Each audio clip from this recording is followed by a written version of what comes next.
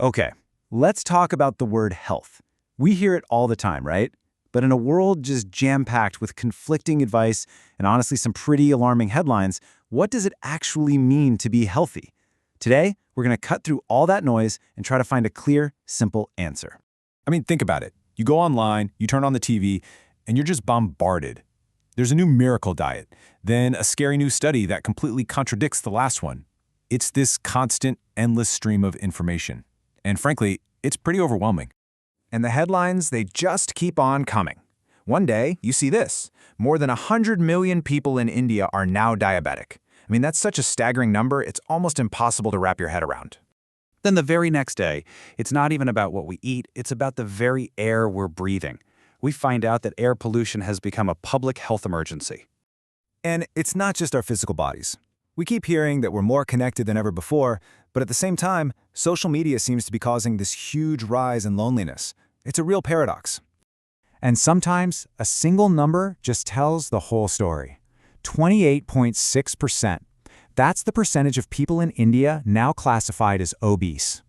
So with all of these threats and all of these statistics flying at us from every direction, you kind of have to stop and ask, what are we even aiming for here?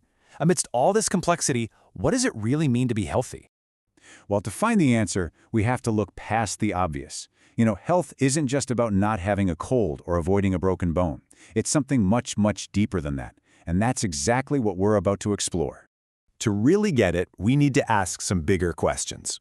For instance, how is it that an emotion, like stress, can physically make us sick? Or why are diseases like diabetes so much more common now than they were for our grandparents? These questions kind of push us to see that health is connected to, well, everything. Our feelings, our lifestyle, even our planet. And this leads us to a much bigger definition, doesn't it? Being healthy isn't just about the absence of something bad, like a disease. It's about feeling good in our bodies, keeping a positive mindset, and having strong, supportive relationships. So if our old definition is just too narrow, what's a better one? Let's take a look at a perspective that really ties all of these ideas together. This definition, right here, from the World Health Organization, it changes everything. It says health is a state of complete physical, mental, and social well-being. You see, the key insight here is that health isn't about what's absent, like a sickness, it's about what's present, a total state of well-being. We can break that down into three interconnected pillars. First, there's our physical well-being, how our body functions. Then our mental well-being, our thoughts and our emotions. And finally, our social well-being, our connection to other people. The main thing is, none of them exist in a vacuum. I know, 3 pillars can sound a little abstract. So let's look at a story that shows exactly how they work together, or, in this case, how they can fall apart together. So our story is about a grade 8 student who's just moved to a new city. His parents are busy, and in his new school, he doesn't have any friends. He feels completely isolated, totally lonely. And right here we can see the chain reaction start. First, his social well-being collapses. That's the loneliness. To cope, what does he do? He just retreats into his phone, which only ends up hurting his mental well-being. And the final domino to fall? His physical health. He starts getting headaches, he loses weight, he can't sleep. A social problem became a mental problem, which then became a physical one. So how did he recover?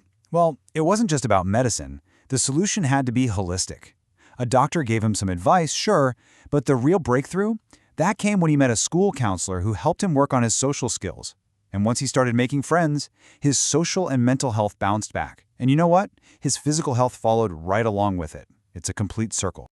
This whole idea of interconnected health, it might feel like some modern breakthrough, but it's not. In fact, it's a timeless piece of wisdom that people have understood for centuries. Take the ancient Indian system of Ayurveda, for example. It teaches this exact concept. True health, or svasthya, isn't just about the body. It's about achieving a perfect balance between your body, your mind, and your surroundings. That's the same holistic idea we just saw in the student story. And Ayurveda offers a really practical toolkit to achieve this balance. Things like establishing daily routines, eating wholesome food, and of course, practices we're all familiar with, like regular exercise, yoga, and meditation to connect the body and mind. Okay, so we've gone from the problem to a whole new definition, and we've even seen proof of it in action. So now let's bring it all home. What can you actually do to cultivate this complete state of health in your own life?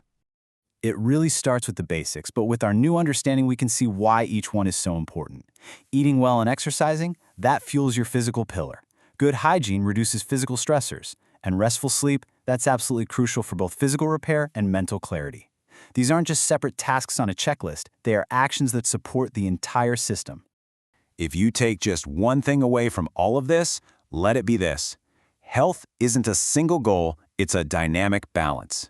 Your body, your mind, and your relationships aren't separate parts of your life. They are one single interconnected system. And that brings us to a final question for you.